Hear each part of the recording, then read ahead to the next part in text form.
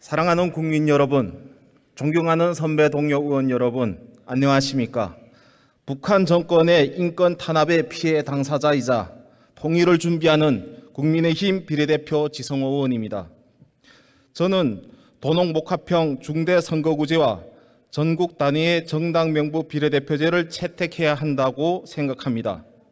현재 다수의 의견으로 논의되고 있는 권역별 비례대표제는 지역 유권자의 투표가 의회 구성에 불비례적으로 반영되는 현상을 해소하는 데에는 효과적일 수 있을 것입니다.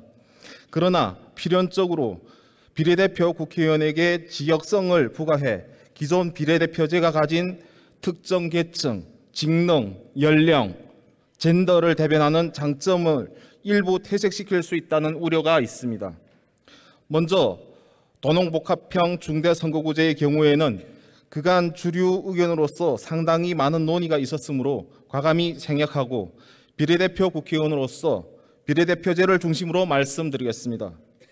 앞서 많은 지적들이 있었듯이 현행 연동형 비례대표제는 그동안 우리 국회가 지켜왔던 합의에 의한 선거법 처리가 무시된 채 진행되어 한국 정치의 퇴행을 불러왔습니다.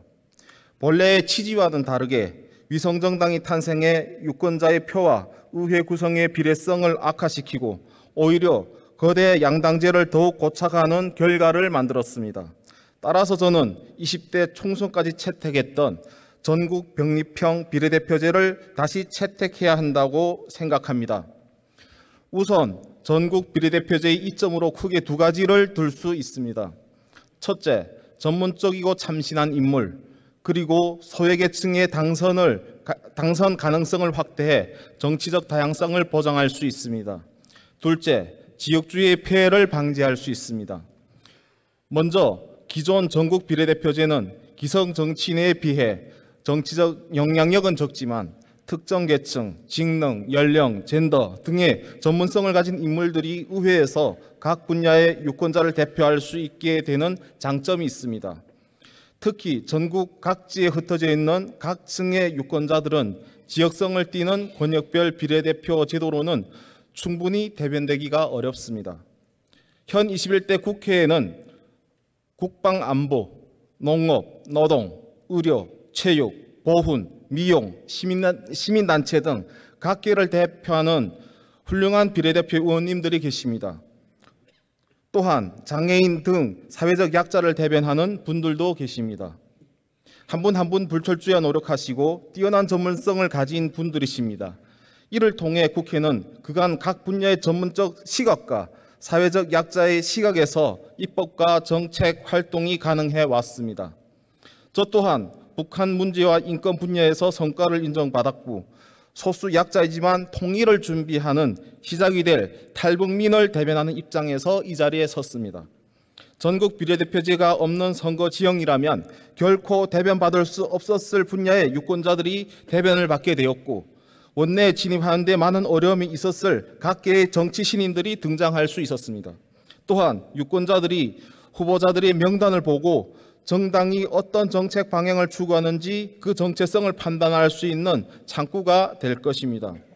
두 번째로 지역 이기주의 폐해를 방지합니다.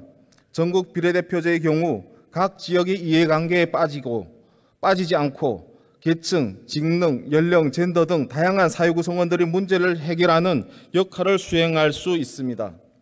그러나 기존 폐쇄형 정당 명부제는 국민적 불신을 일으킨 몇 가지 단점을 가지고 있습니다.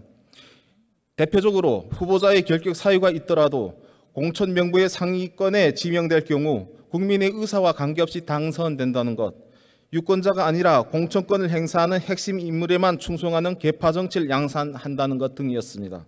그러나 합의를 통해 이러한 단점을 보완해 간다면 전국 비례대표제는 실보다 그 득이 훨씬 큰 제도라고 저는 생각합니다.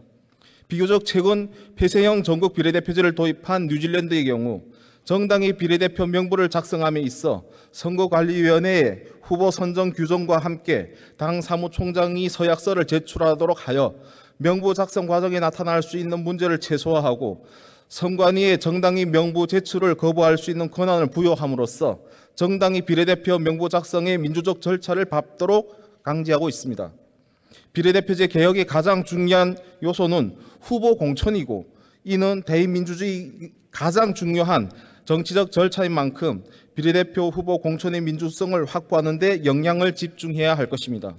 사랑하는 국민 여러분, 존경하는 선배 동료 의원 여러분, 마지막으로 간곡히 드리고 싶은 말씀이 있습니다.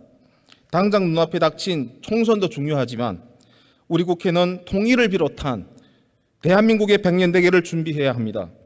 대한민국의 영토는 한반도와 그 부속도서로 한다는 대한민국 헌법 제3조에 근거해 우리는 미수복 이북 오도청을 설치 운영하고 있습니다.